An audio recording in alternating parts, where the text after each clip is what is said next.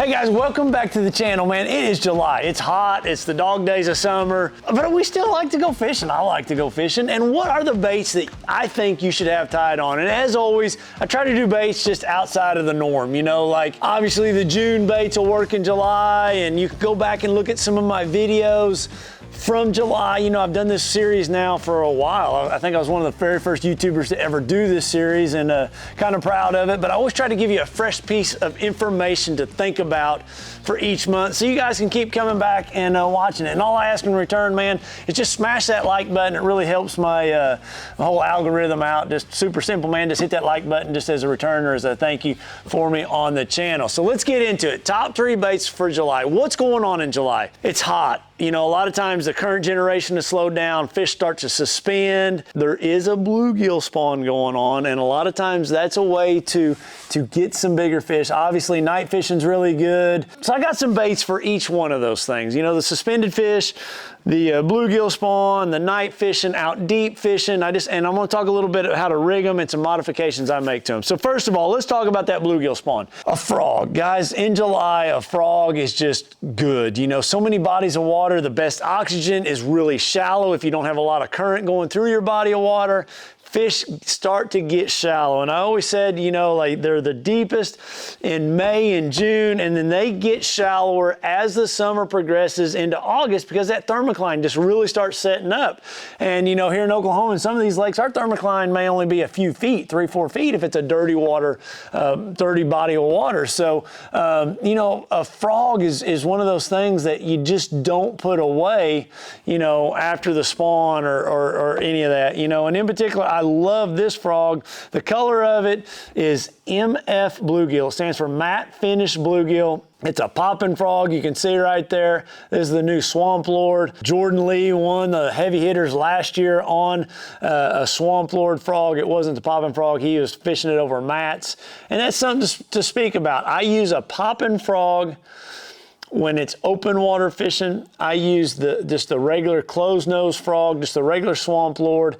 If it's a mat fishing, you know, those work a lot better in the mats. You know, you don't want to have this style front of the, if you're throwing it over grass of any sort. You want this more in open water. It makes that bloop. I chose this because in particular, I'm wanting to talk about bluegill spawns in July. You know, bluegill start spawning the end of April, you know, and that water gets around 66, 67, 68 degrees, and they spawn every 30 days all the way through September. So, and bass know that, and some of the biggest bass in your lake get up there around those bluegill spawns. So when those bluegill are spawning up in those grass mats, those water willows up underneath the willow trees, you know, up shallow in all that stuff, this bait right here is a great way to catch those fish. I really like it. Now, as far as modifications, things I change on it, it's got a great hook. When you're choosing a frog, you want to look for a frog that's soft. When you push on it like that, you don't want it to be hard to push on. Like if you compared frogs, you know, this one's really easy. There's lots of room. When I push down, you can see those hooks. There's plenty of room for those hooks to hook a bass.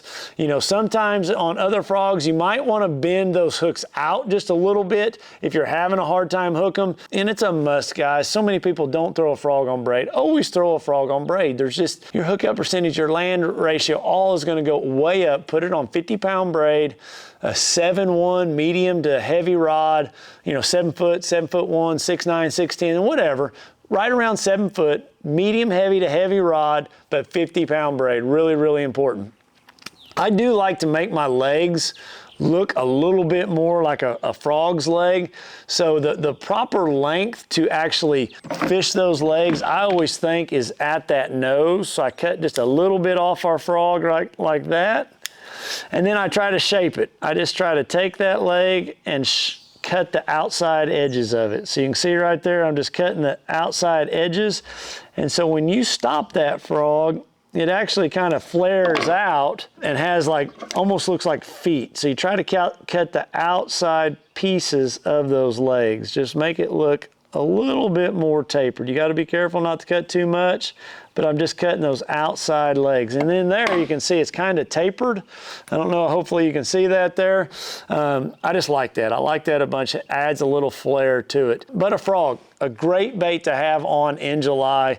Remember, use the popping frog You know, when it's in that open water situation, use a regular frog if it's not. And that color right there is a great, great color. Just the MF bluegill, just a great representation of what they're feeding on in July. Okay, the next bait. I want to talk about a hitworm, and in particular, rigging this thing like a Nico rig. Man, a Nico rig, like it's like the 1-2 punch to, everybody's throwing the minnows out there, you know, using your forward-facing sonar. A Nico rig's your 2-punch to it, you know, and a place that people really aren't utilizing. Can't get this packaging open. They got it sealed so well with that Max scent. They're catching a lot of fish on a Nico rig suspended. So they're taking your Nico rig, your basic Nico rig, and they are putting whatever size weight they need to get it down. So like I've got a lot of different weights in here. I'm gonna get a little tungsten. I'm guessing that's a 1/32, real sharp. I'm gonna push that in the end. And I would have that weight if I am wanting to fish that bait, let's say 5, 6, 7 feet down. So I take my Nico hook, and in this case, it's open water fishing. I'm not gonna have a weed guard on it at all. And I would take my band. I like using bands. So for a hitworm, the size band you need, I'm gonna use a white one here just so you guys can see it, is a size 6. And I like these cross-lock bands. I think VMC makes them.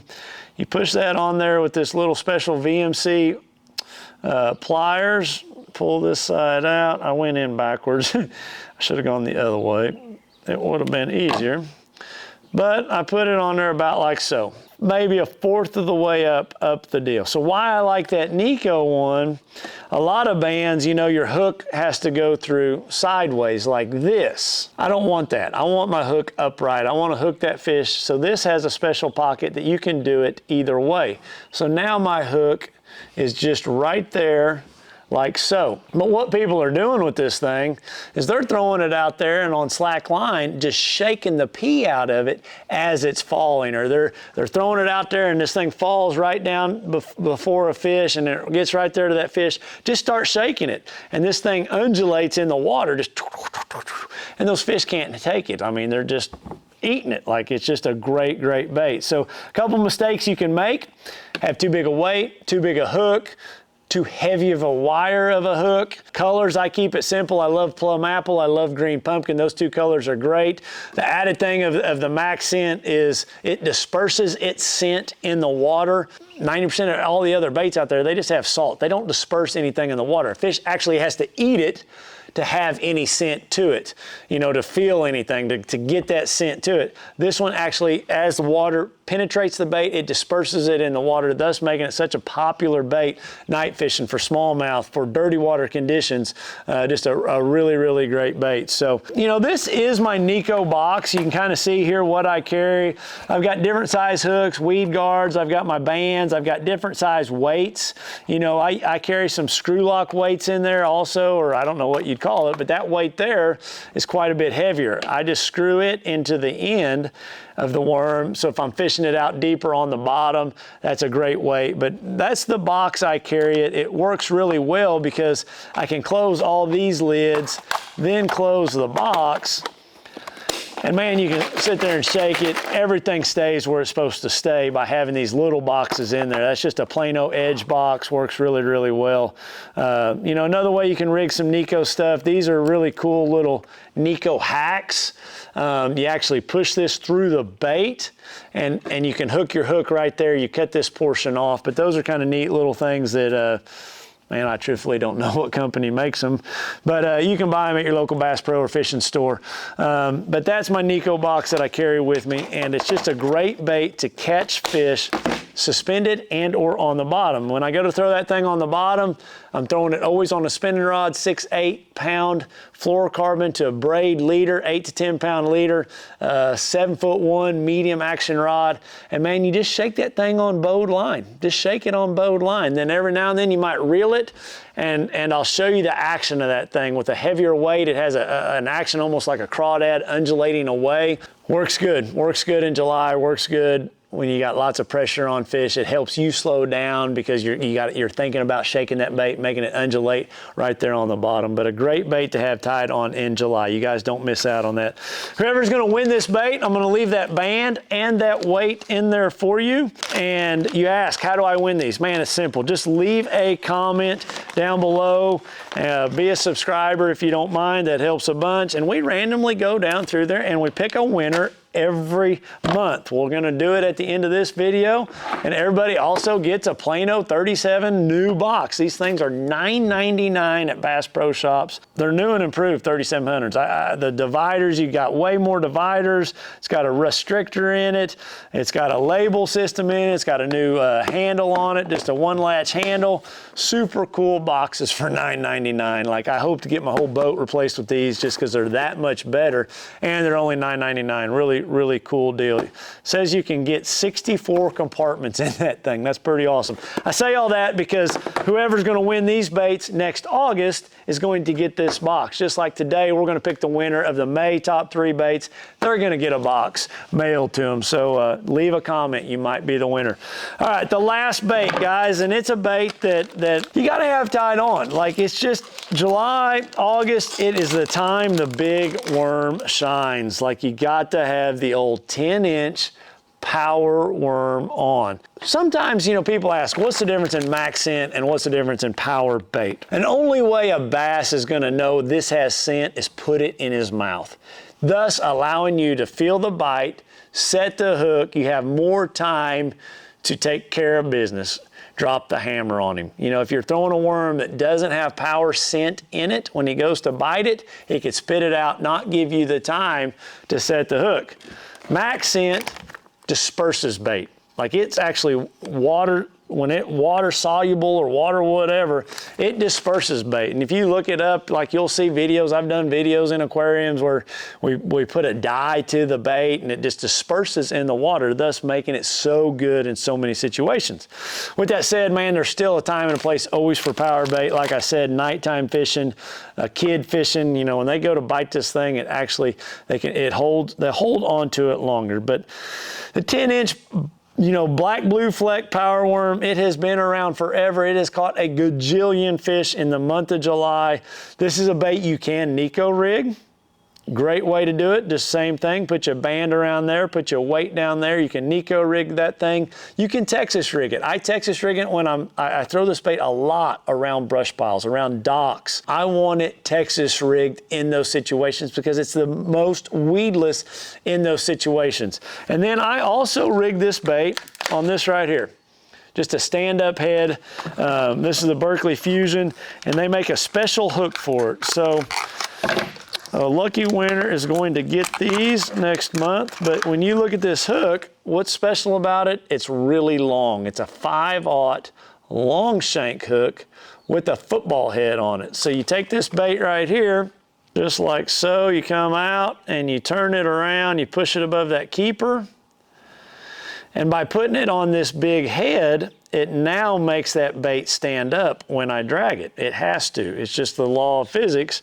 As that thing's coming across the bottom, when I'm dragging it, that thing's standing up, this tail's kicking. It is a great bait in the month of July all across our country. Make sure you get it straight. I did it a little quick, so I want to make sure I get that thing straight. Everything's got to be straight. I like it straight. So important. That right there will catch some fish, some big old fish in July all across the country. You can't beat it. Rig this thing on like 17-pound test. I was going to say 14, but 17-pound test. You can go 14, but have it on a heavy action rod. You've got to lay the wood to them when you go to set the hook. Move some line with it when you go to set the hook. That is a great bait that will get you some big bites in July. So guys, I hope this video helps you, man. All I ask is smash that like button. If you want to help support the channel any, I've got a pecan website. We grow our own Oklahoma pecans. Really proud of it. Super thankful for the help I have out there. David Stalker, a good friend of mine. He's been out there now for a long time, and I couldn't do it without him because I'm very, very busy traveling the country, but it is where I am at, and I will be out there all of July. It's just because I'm off from fishing, and we'll be out there tending to those trees the whole month of July. But try my pecans, man. I got really good pecans. Savory's a great flavor. 918's a great flavor. Then we'll have the fresh, unflavored pecans, obviously starting about November 1st. But it'd be a great way to support me if you guys wanted some good pecans. All right, so let's get to the winner of last month. And all you've got to do is send me an email through my website. I'll never contact anybody. Keep all the spam off here. Send me an email through my website, and the winner is Diezman Fishman, Diezman, DIEZMAN_fishing. Thanks for the tips. You got me intrigued to know if that 1 ounce spinner bait would work on offshore smallmouth. Well, I hope you let me know, Diezman. I would think it would. I don't get a fish for smallmouth very often around here, but let me know if it does. Diezman, you are the winner of the baits last month. Send me an email through my website, and we will get those out to you ASAP. So, guys, I appreciate you following along. I hope these tips help you. I wish you all the best. Stay cool, stay hydrated. Sunscreen, I don't know. What's the deal on sunscreen? Do you put it on or do you don't put it on? Some people say it causes skin cancer. Some people says it don't. I just put a long sleeve shirt on. And if I don't have a long sleeve shirt on, I put sunscreen on. But anyway, stay protected from that sun. Enjoy your time out fishing in July and some good family time, guys. Good luck to you.